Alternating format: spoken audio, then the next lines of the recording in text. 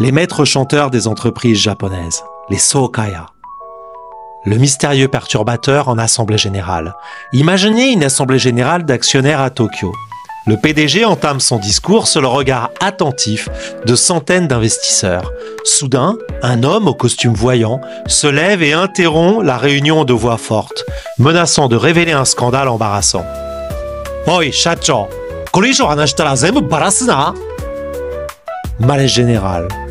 Qui est-il? Un actionnaire ordinaire? Pas vraiment.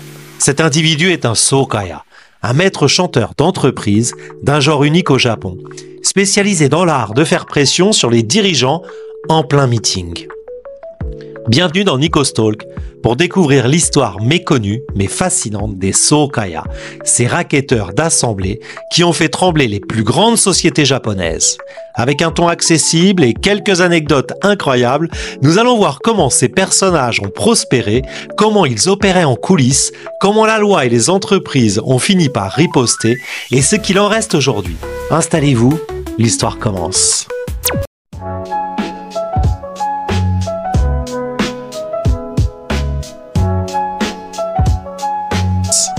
Qu'est-ce qu'un Sōkaya? Le corbeau des entreprises nippones. Un Sōkaya, littéralement homme de réunion, est un maître chanteur spécialisé qui s'invite dans les assemblées générales d'actionnaires des entreprises japonaises. Concrètement, ces individus, souvent liés au Yakuza, la mafia japonaise, achètent juste quelques actions pour pouvoir avoir le droit d'assister à l'assemblée générale. Une fois à l'intérieur, ils utilisent la réunion comme scène pour faire pression sur la direction. Leur méthode classique, menacer de divulguer publiquement des secrets embarrassants sur l'entreprise ou ses dirigeants. Faute comptable, scandale privé, liaison cachée, si on ne les paie pas pour se taire. Damatte hoshika kane dase.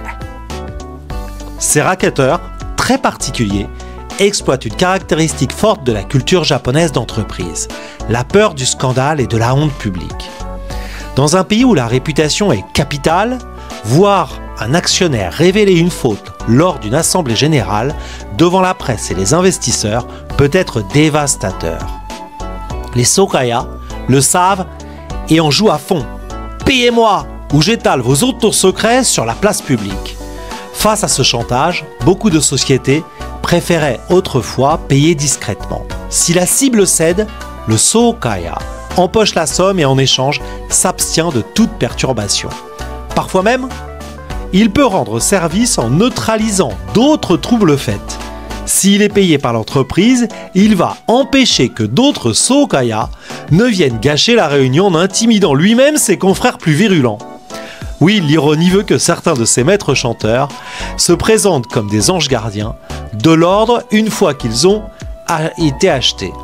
L'arsenal des Sōkaya, menaces, psychologie et méthodes créatives. Les Sōkaya ne manquent pas d'imagination pour faire trembler les dirigeants. Voici quelques-unes de leurs méthodes favorites. Recherche de casseroles? En amont, les Sōkaya passent au crible la vie de l'entreprise et de ses patrons. Ils traquent le moindre dérapage, notes de frais louches, pollution dissimulée, vie privée des dirigeants. Tout peut servir de munitions pour du chantage.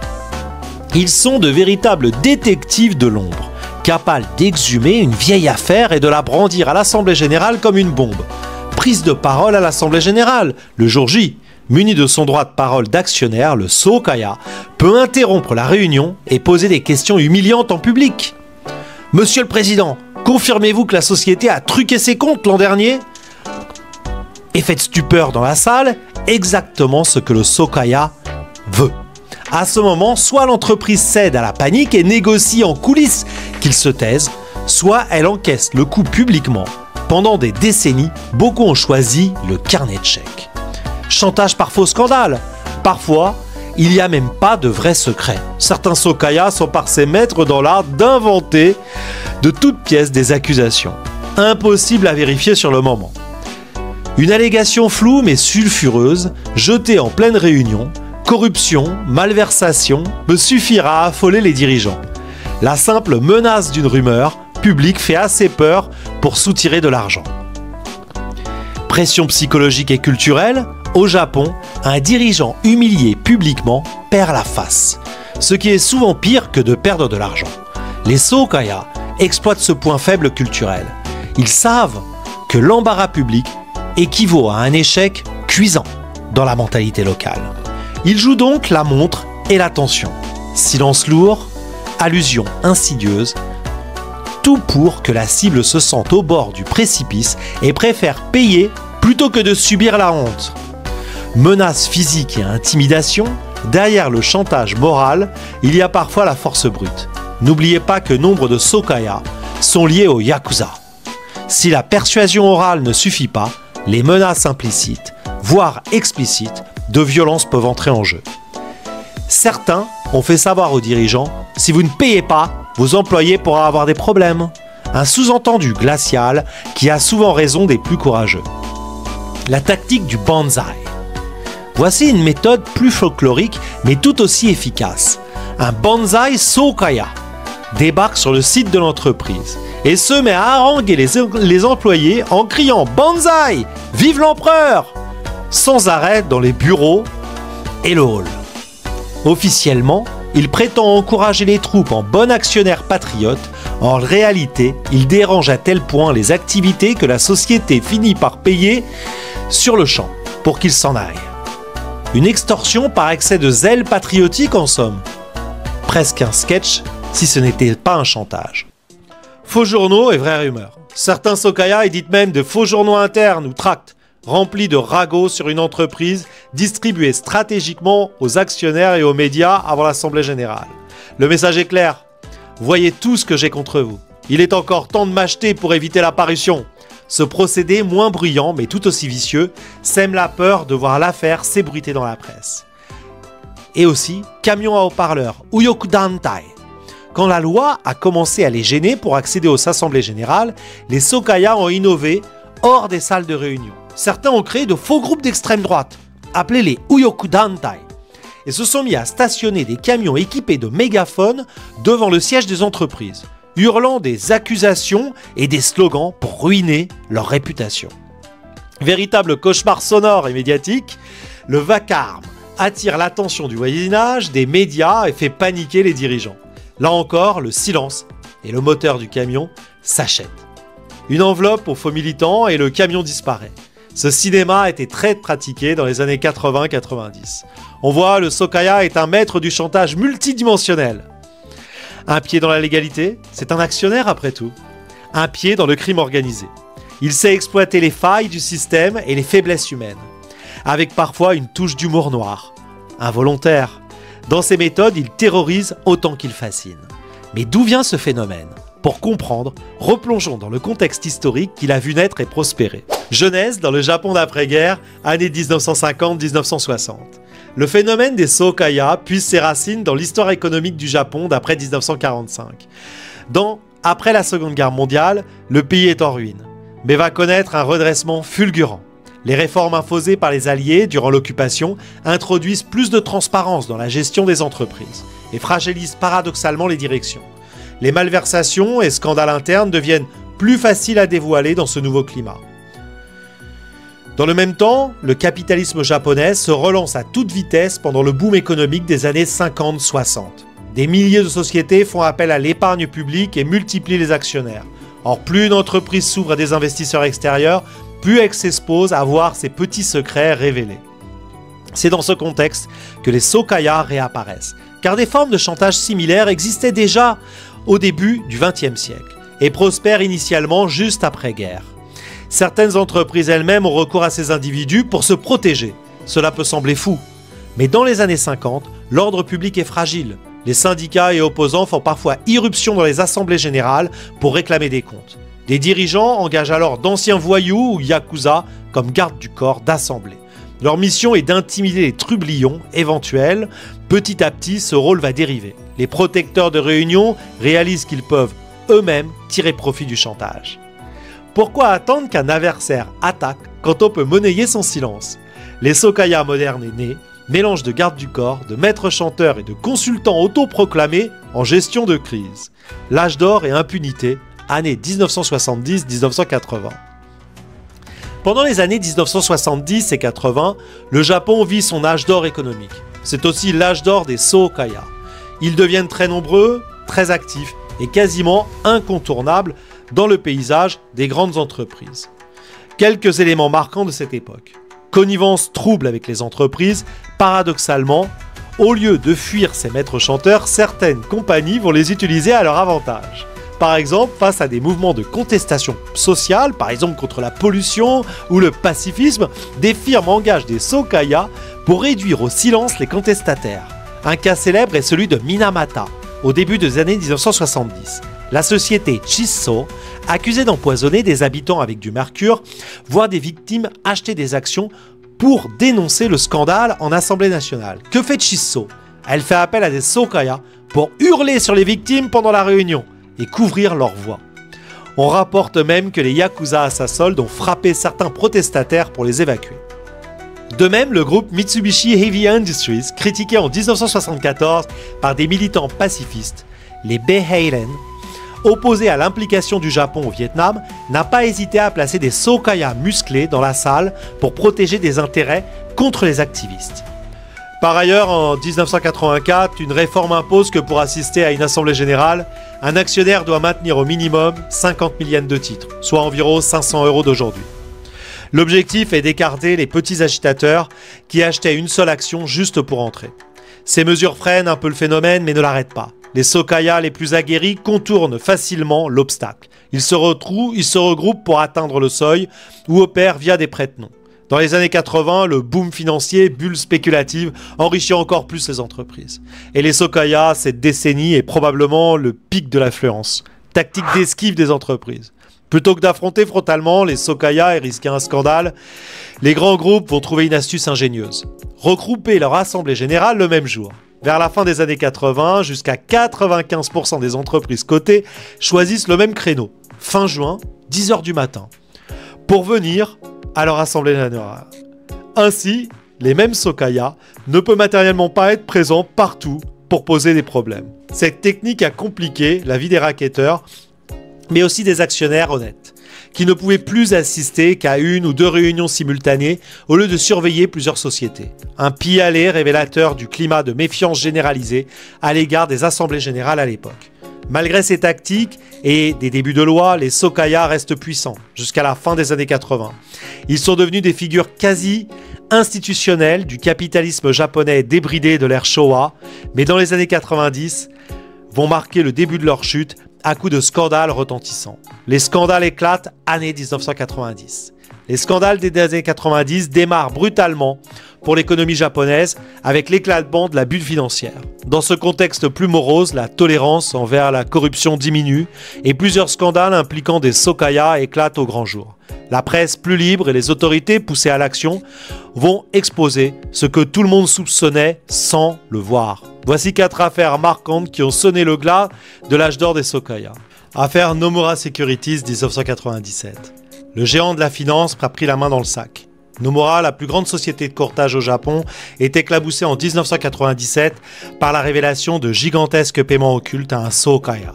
Son président à l'époque, Hideo Sadamaki, doit démissionner après qu'on ait découvert que la firme avait versé 370 millions de yens, environ 3 millions d'euros, à un certain Ryuichi Koike, fameux racketteur d'entreprise. Le scandale fait grand bruit. Nomura est mise sous enquête officielle, ses dirigeants s'excusent publiquement, la tête basse. Image inhabituelle pour ces pompes de la finance lors du procès qui s'ensuit. 3 ex-dirigeants plaident coupables d'avoir conspiré pour verser des pots de vin à Koike. Fait stupéfiant. Koike ne se contentait pas de réclamer de l'argent, il avait acquis assez d'actions Nomura pour faire nommer un complice au conseil d'administration de la société. Autrement dit, il avait commencé à infiltrer la gouvernance même de sa cible. Cette affaire révèle à quel point même les plus grosses institutions financières étaient vulnérables au sokaya. La sanction ne se fait pas attendre. Nomura est temporairement suspendu de certaines opérations boursières en guise de punition du jamais vu au Japon. Ce scandale, avec d'autres, entame la confiance du public dans le Japan Inc. et pousse les autorités à sévir. Ensuite, l'affaire Daiichi Kangyo Bank en 1997 également, des prêts bancaires aux parrains du chantage. La même année, c'est la première banque du Japon, la Daiichi Kangyo Bank DKB, qui se retrouve dans l'œil du cyclone. On découvre que plusieurs cadres de DKB ont approuvé des prêts douteux totalisant des milliards de yens À qui, je vous le donne dans le mille? Ryuichi Koike, encore lui. En clair, la banque aurait utilisé des filiales pour prêter de l'argent sans garantie à ce Sokaya, qui n'aurait jamais remboursé. Une manière déguisée de le financer pour qu'il reste tranquille. Les chiffres donnent le vertige. Koike est accusé d'avoir estorqué au total 12,4 milliards de yens auprès de la DKB et de plusieurs grandes sociétés de brocage sur la période. L'affaire DKB tourne à la débâcle, son président, Kunichi Miyazaki, doit démissionner et sera retrouvé, suicidé quelques semaines plus tard, submergé par la honte.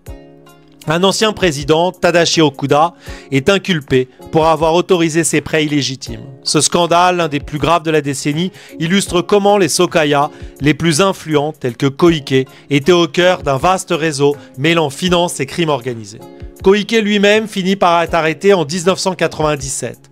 Au tribunal, il narguera ses accusateurs en affirmant qu'il n'avait rien exigé du tout et que Nomura lui avait donné l'argent de son propre gré. Mais bien sûr. Autrement dit, selon lui, c'est la banque et le courtier qui venaient spontanément acheter ses services pour éviter des ennuis. La ficelle est grosse, mais montre que pendant longtemps, ces transactions mafieuses étaient presque normalisées dans le milieu des affaires. Le PDG piégé et déchu, l'affaire Ito Yokado, 1992. Quand un magnat du retail chute pour avoir voulu des assemblées générales sans histoire. Revenons un peu en 1992. Ces années-là, Masatoshi Ito, le fondateur et PDG du conglomérat de distribution Ito Yokado, propriétaire des supérettes 7-Eleven au Japon, est poussé à la démission suite à un scandale de Sokaya. Des enquêtes révèlent que des cadres de son groupe ont versé des fonds à des yakuza, Sokaya, pour qu'ils n'évoquent pas certains problèmes lors des assemblées générales. Ito clame qu'il n'était pas au courant, mais une partie de l'argent est tracée jusqu'au compte bancaire de sa propre épouse. Ce qui fait très mauvais effet. Contrairement d'assumer la responsabilité, ce grand patron, autrefois adulé, annonce publiquement sa démission en s'excusant auprès du public. Le scandale Ito Yokado est l'un des premiers où un PDG aussi éminent est personnellement éclaboussé par une affaire de Sokaya. Il montre que plus personne n'est intouchable. Le New York Times à l'époque titrait sur les alliances impies du Japon corporatiste en relatant cette affaire. Voir un capitaine d'industrie tomber aussi a marqué tes esprits, cela a renforcé la détermination des autorités à purger ces pratiques. Tentative d'extorsion ratée. Fujitsu contre Ogawa dans les années 2000. La police tend un piège aux racketteurs. En 2000, une histoire vient prouver que le temps a changé. Cette fois, ce sont les maîtres chanteurs qui se font piéger. Kaoru Ogawa, 62 ans, un Sokaya bien connu du milieu, tente d'extorquer 50 millions de yens à une filiale de Fujitsu, un important fabricant informatique. Sa méthode, il brandit un faux contrat et prétend que son complice a été lésé par un appel d'offres truqué de sa filiale. Il exige un énorme dédommagement, sinon gare aux révélations. Mais cette fois, au lieu de payer, l'entreprise alerte la police. Ogawa et 2 complices sont arrêtés en flagrant délit de chantage. Lors de l'enquête, on découvre qu'Ogawa n'en était pas à son coup d'essai. Il avait déjà purgé une peine de prison pour une tentative d'extorsion précédente et s'était même attaqué à la brasserie Kirin quelques années plus tôt. Cette arrestation en 2000 montre que désormais les grandes sociétés n'hésitent plus à faire appel aux forces de l'ordre, signe d'un tournant dans la lutte anti-Sokaya.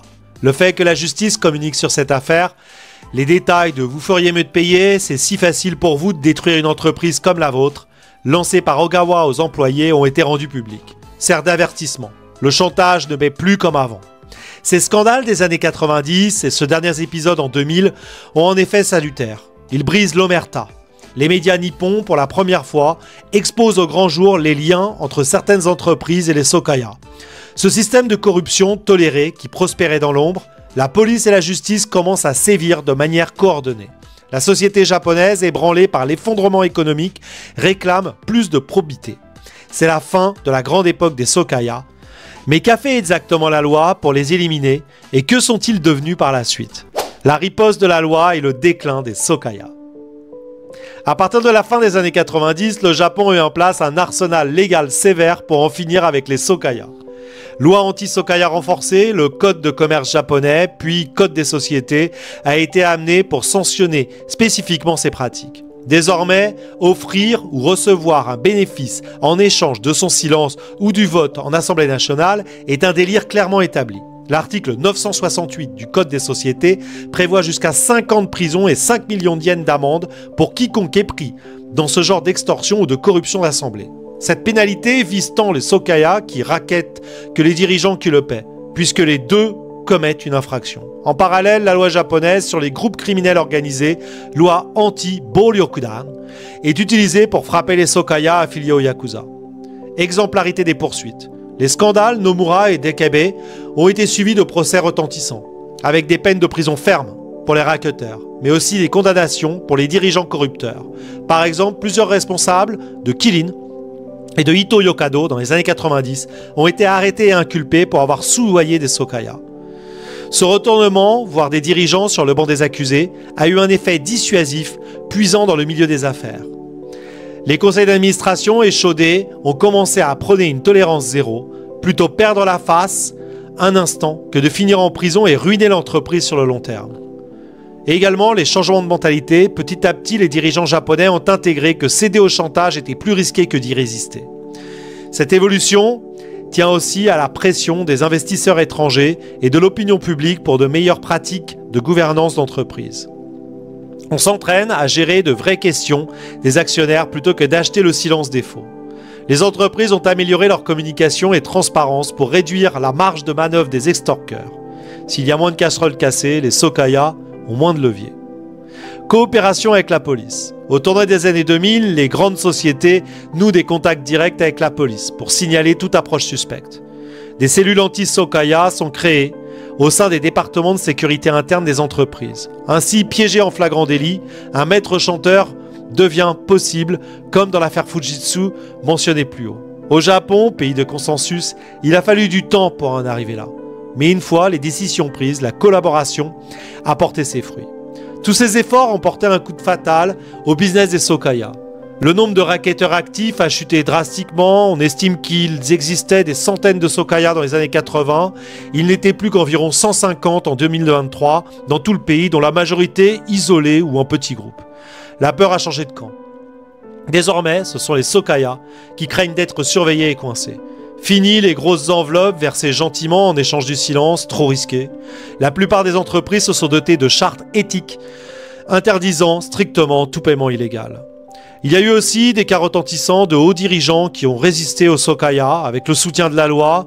On peut rappeler ici un épisode tragique mais symbolique. En 1994, le vice-président de Fujifilm, Juntaro Suzuki, décide d'arrêter net tout paiement à un groupe de sokaya qui faisait chanter l'entreprise. Quelques jours plus tard, il est assassiné à l'arme blanche devant chez lui.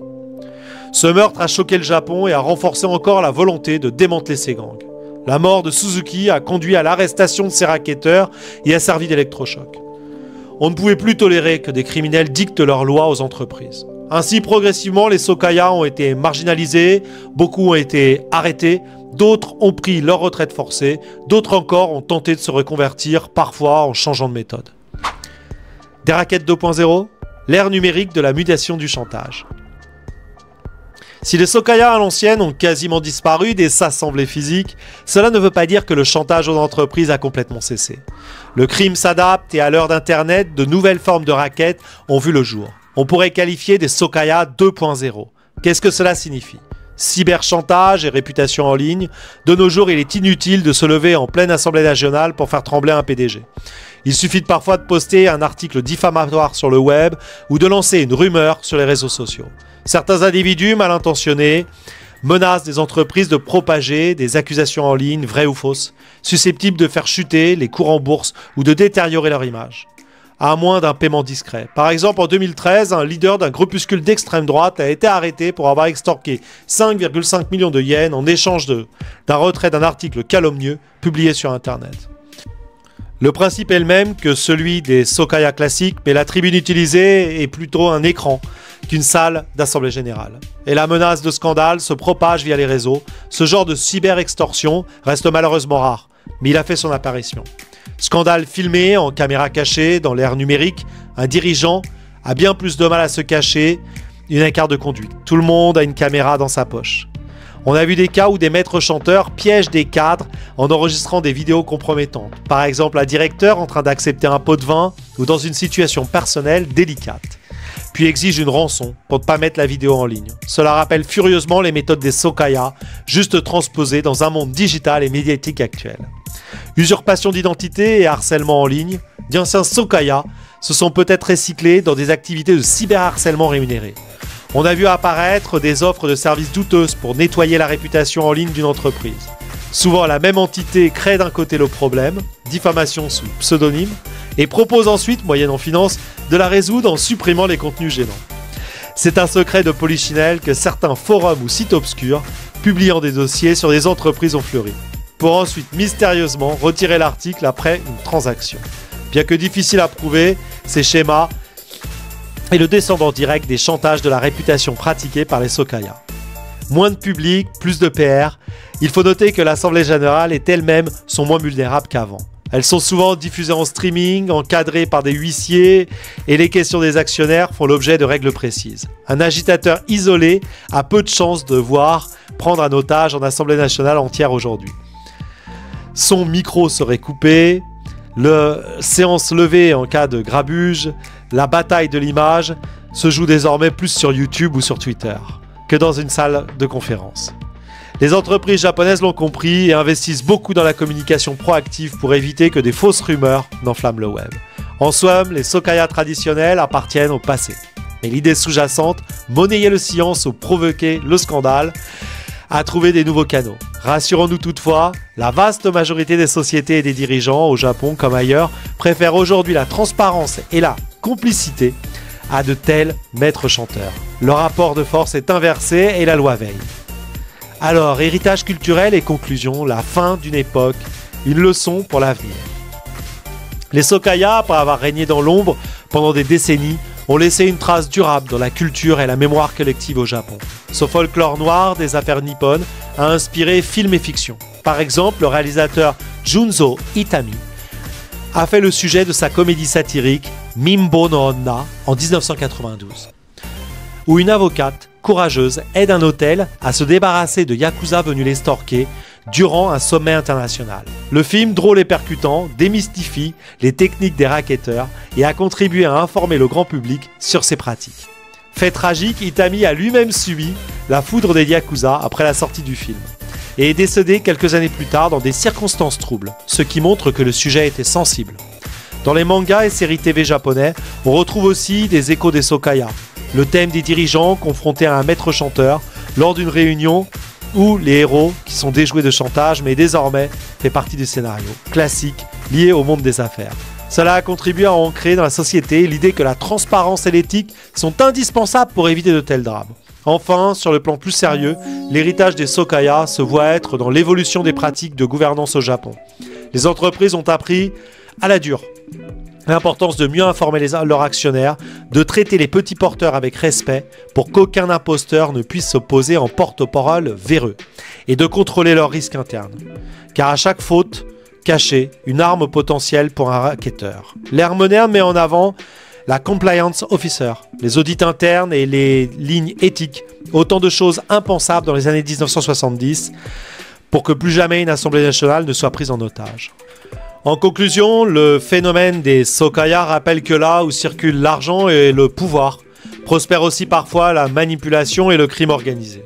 Durant près d'un demi-siècle, ces pirates des assemblées générales ont exploité les non-dits du miracle économique japonais.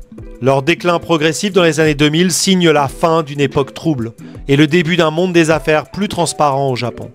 Certes, la tentation du chantage et de l'extorsion n'a pas totalement disparu, elle a simplement changé de forme. Mais les Sokaya, tels qu'on les a connus, appartiennent désormais au passé. Sur ce, restons vigilants. Et la prochaine fois que vous assisterez à une assemblée d'actionnaires un peu ennuyeuse, dites-vous que c'est peut-être mieux ainsi. Un grand merci d'avoir suivi Nikos Talk et à très bientôt pour une nouvelle plongée dans les coulisses étonnantes de l'histoire japonaise. Abonnez-vous!